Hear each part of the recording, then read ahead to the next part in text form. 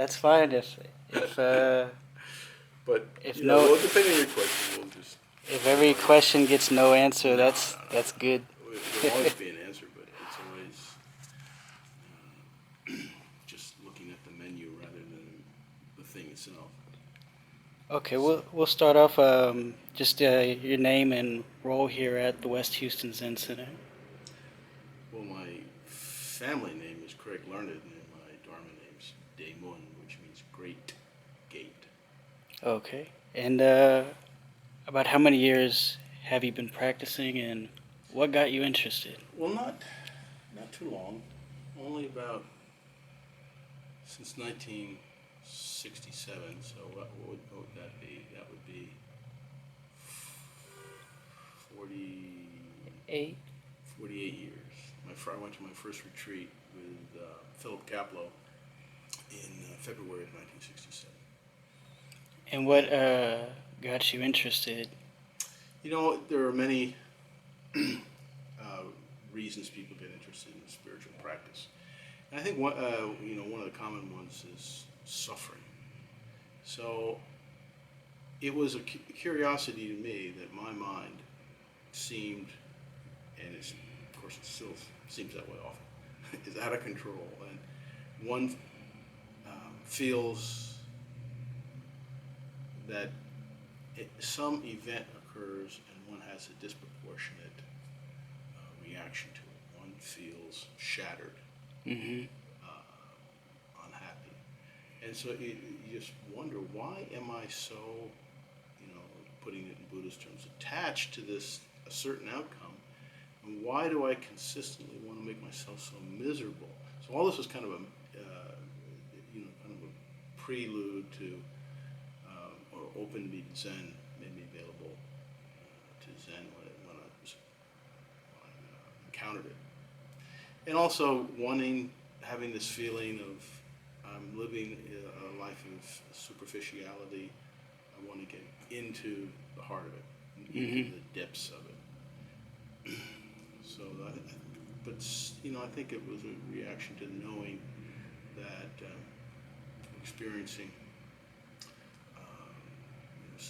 some small agony. I mean, it's personal situations, and everybody has them. And I had the belief then that I must be special in some way. That this seems awfully big and important, but of course everybody has the same sort of feeling that everybody feels that they're sensitive and misunderstood and all that sort of thing. And was there a particular person or a book, or how did you hear about Well, Zen? I guess a year or two before I met Philip Kapleau, his book, The Three Pillars of Zen, got published.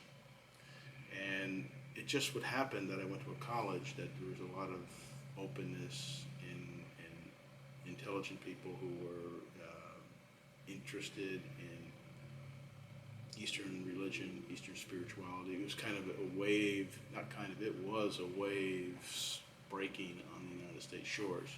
Mm-hmm. And it was new and exciting and interesting, maybe a little esoteric, and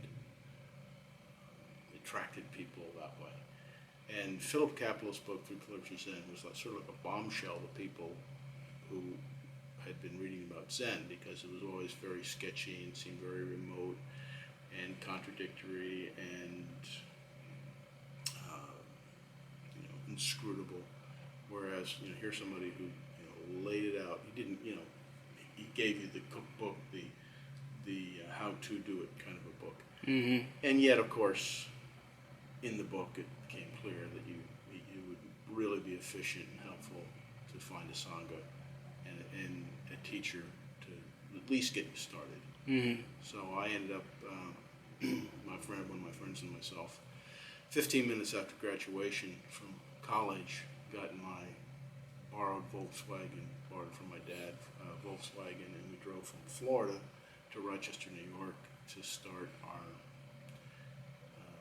life in Zen for several years in Rochester. So you stayed at like a temple there? Well, there's a Zen Center at 5 Arnold Park, 7 Arnold Park, 7 Arnold Park, 5 Arnold Park. They acquired later, 7 Arnold Park, and I went to evening sittings on Monday and Tuesday, and I think they had Wednesday off, and then Fridays and Sunday mornings, and I went to maybe a dozen retreats when I was there, 7-day retreats. Hmm. So I was very active, yeah, very active, completely involved, and I mean that's why I was in Rochester. Okay. And so the Three Pillars of Zen was a formative book. I also read Lao Tzu and took an Eastern religions course. And at that time in my Zen life, I read anything I could get my hands on. I don't recommend that. I would be a little more selective. But Hmm. there was a good number of people in the Zen Center who had all kinds of great books. And after I come back from work, that's what I would do. Just read. Here, you can have a cup too. Okay. Thank you. At least we'll get something real out of this. That's good. But you just go ahead. So, what is the practice of Zen? The practice of Zen is Thank you. here, have a cup of tea. Drink tea. I stole that from Chao Chu. People would come to him and they'd say, What is the practice of Zen? What is the true meaning of Zen? And he'd say, Here, have a cup of tea. Just now, just this. Smelling. Tasting. Hearing the lawnmower out in the distance. You talking, me listening, me talking, you listening. Right here, right now, just this. In fact, to get a little zenny, the Soto tradition in Japan is also a tradition, one of the traditions that merged in Korea. And there is a great master, Dongshan, S-A-H-N in Korean. Dongshan means some kind of mountain. And he had a collaborator, one of his students who became a Zen master, Kao-san. So this they call the Kao Dong School, which became the Soto School, traveled to Japan and traveled to Korea. And I think his teacher was Yun Yan. Don't quote me. But anyway, he was 10th generation, 9th generation Zen master. And our friend Dongshan was just getting his transmission, even though he'd worked with another teacher for many years. He had been confirmed by, I think it was Yun Yan. So anyway, he asks him, well, Master, we haven't studied together much, so when someone asks me, what's your Dharma, what should I tell them? And we don't know how long he paused, but he paused a long time. And there's in that silence, this starts to, sort of pressure starts to build.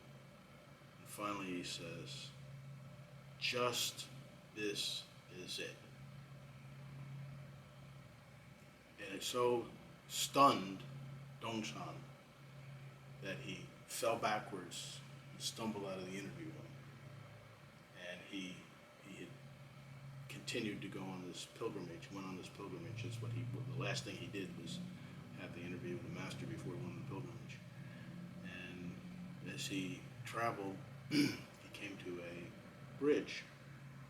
And he looked over the bridge, and the bridge, the river that ran underneath it was absolutely clear. And he looked into the river, and he saw his reflection. And at that instant, his mind opened. And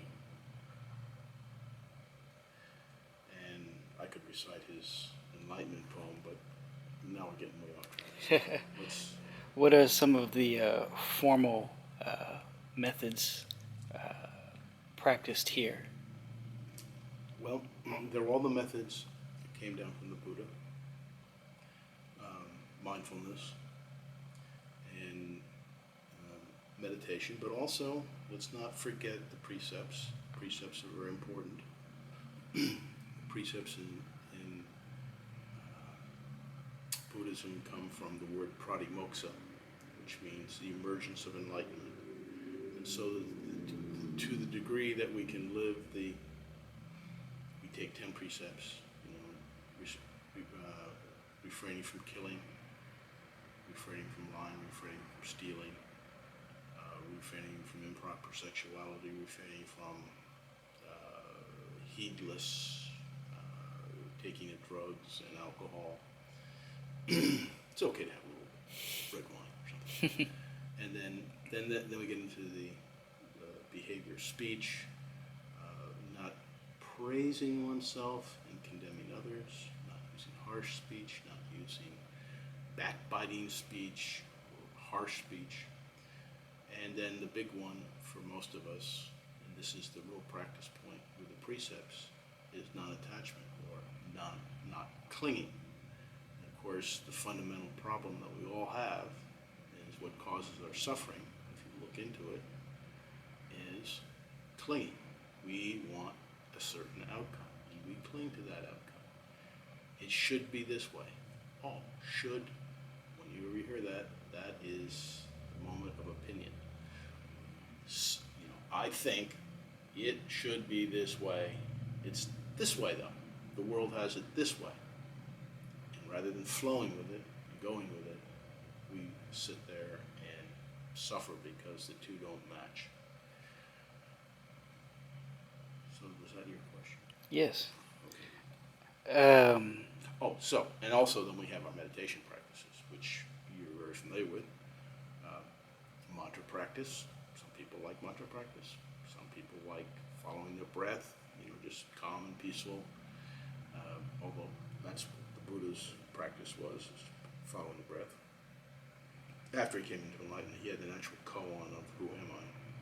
And then we have in this temple, and with our tradition from Korea through Sungsan and Daegat, Wadu practice or koan practice.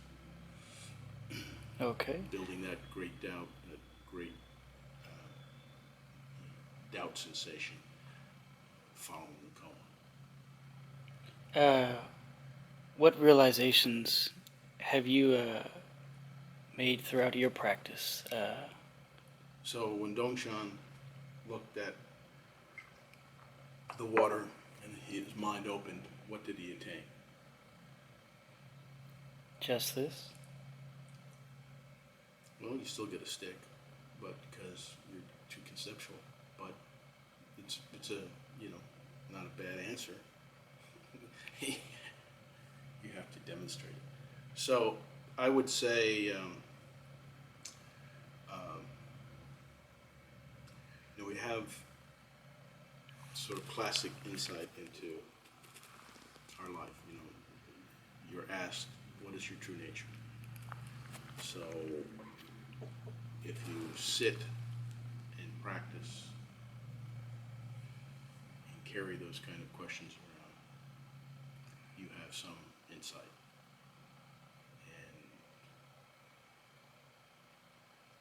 And my personal insight is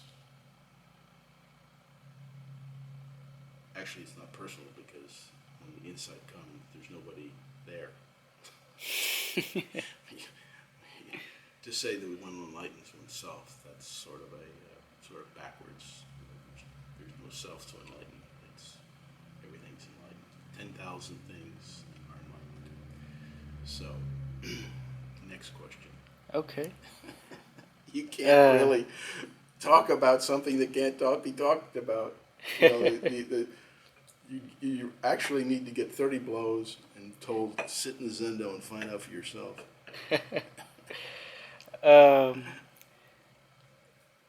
In the beginning, when you started practicing, were there any particular challenges, whether physically or mentally,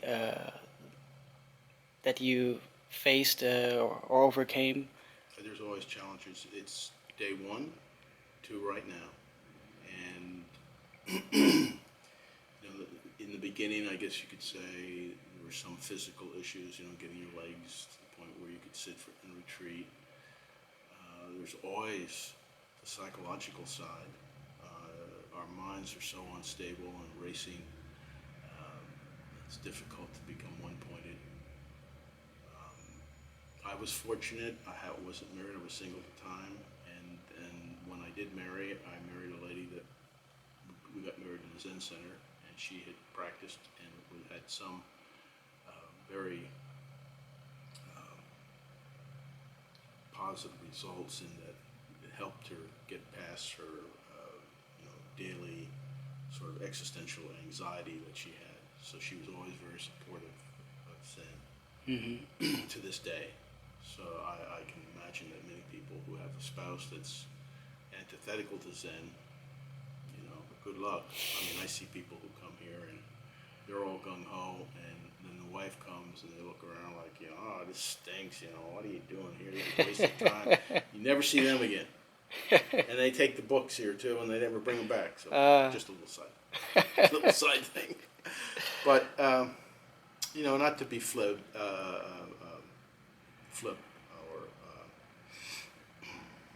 casual about this. Um, it takes great determination to practice that, and most people just quit, and that's the way it is. Or at least they fall down, and some people eventually get back up and start again. Somehow, with my personality, it just Zen kind of just clicked for me, and had some beautiful experiences that are very encouraging. But we are here practicing. It is a greed, hatred, ignorance rise endlessly. It's a continual practice.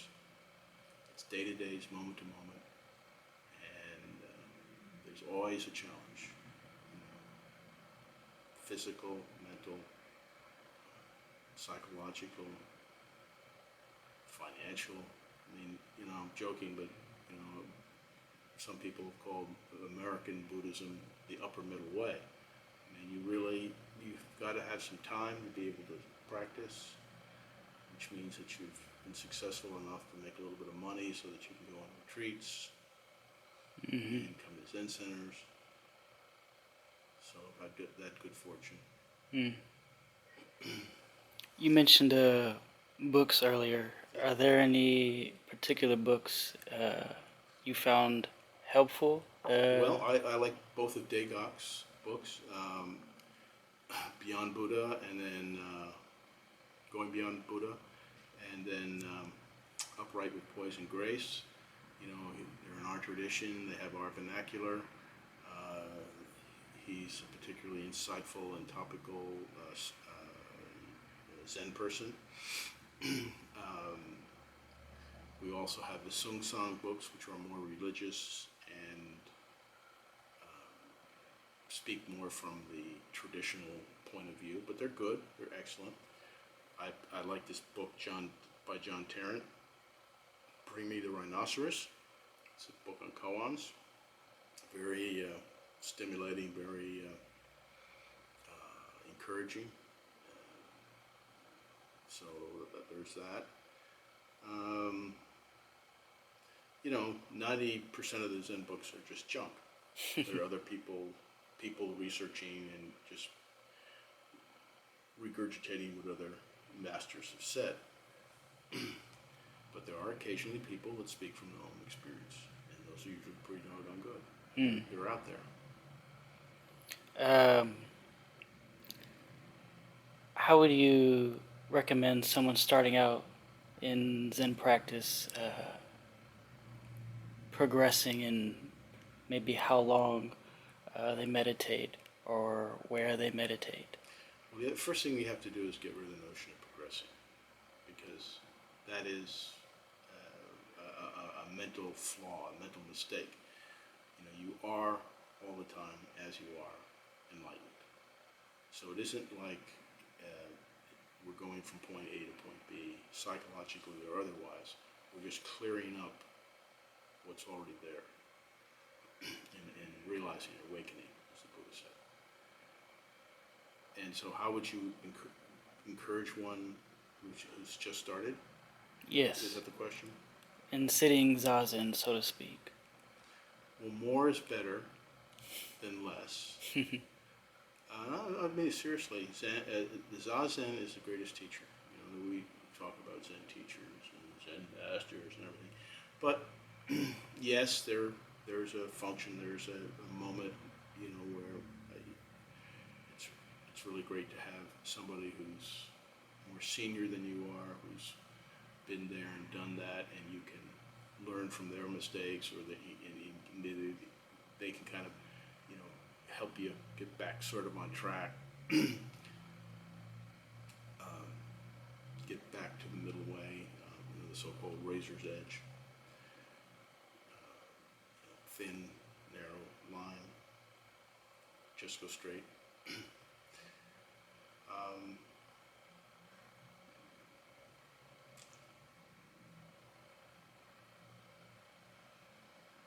Sangha is important. It's very, very difficult to have a successful Zen practice just sitting by yourself. I mean, I think actually you'd be kidding yourself that you're really, quote unquote, making any kind of progress. It takes so much energy, and when you're with other Sangha members, you're flying in formation, and there's extra energy there. There's a synergism, to steal business speak. To try to go alone is very difficult. So I would find a good Zen center and try to find somebody to affiliate with who's has more Zen experience than you do, and be prepared to work hard and make mistakes, and learn from them, and fall down real hard, and then get back up, and you're going to go to retreats, and you're going to feel like you've got sand in your mouth, and it's really hard, and what the hell did I get myself into? Why did I ever come here? And then, after the retreat, you'll find about the golden glow of the retreat, and everything flows, and everything's harmonious, and you say, wow, I'm really great at Zen, and then you fall off the edge again a few days later, and you're miserable again. But, just do it. Just get on the path, get on the mat and sit, because, you're not going anywhere. That's the old story of the pony story. You ever heard the pony story? Pony story is that, get on the pony. There's a pony that knows its way back to its barn. So you're gonna get on the horse, and the pony's gonna take you back. And you don't have to do anything. It just takes you back there. But that's not Zen at all. It's not a destination. What it is you're riding on the pony, and you're hearing the sounds, you're feeling the saddle. You talk to the pony, you feed the pony, you water the pony, and pretty soon you find out it's nothing about a destination. It's all about being here, living your life fully. You gotta be a little careful about. Of course, we all want to be enlightened, have great crashing, full enlightenment like Buddha. But short of that, you got to be very careful about getting wrapped up in a quest. The best mind state is not, you just come and sit because you come and sit, and you're not trying to get anything because there's nothing to get.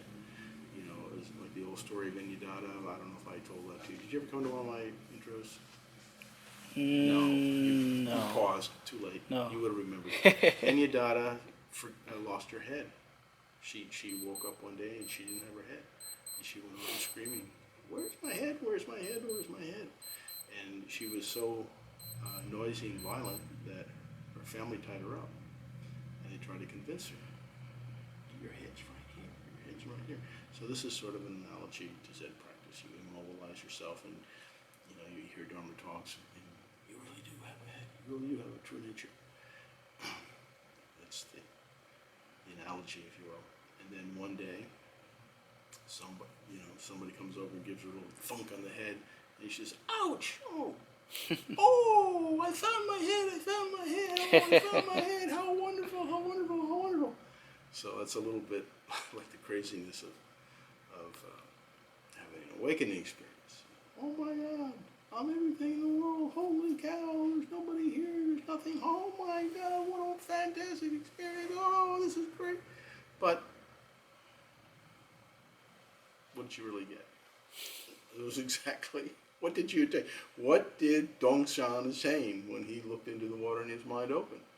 What do you attain when you have some sort of Zen experience? Well, But you'll have to work on that one. thank you for your time, Craig. Appreciate it very much. Oh, I'm glad you came.